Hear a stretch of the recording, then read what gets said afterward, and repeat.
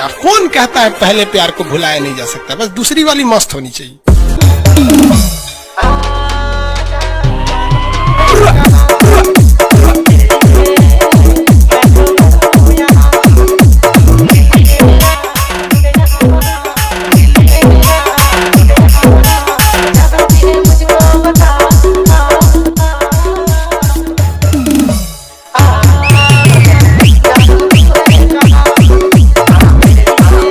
यार बस एक ही चीज कहूंगा कि अगर ये वीडियो आपको जरा सी भी अच्छी लगे तो प्लीज यार इस वीडियो को लाइक करना, और जिन लोगों ने पहले से सब्सक्राइब कर रखा है उनको दिल से सलाम, और जिन्होंने सब्सक्राइब नहीं किया है वो प्लीज चैनल को सब्सक्राइब कर ले।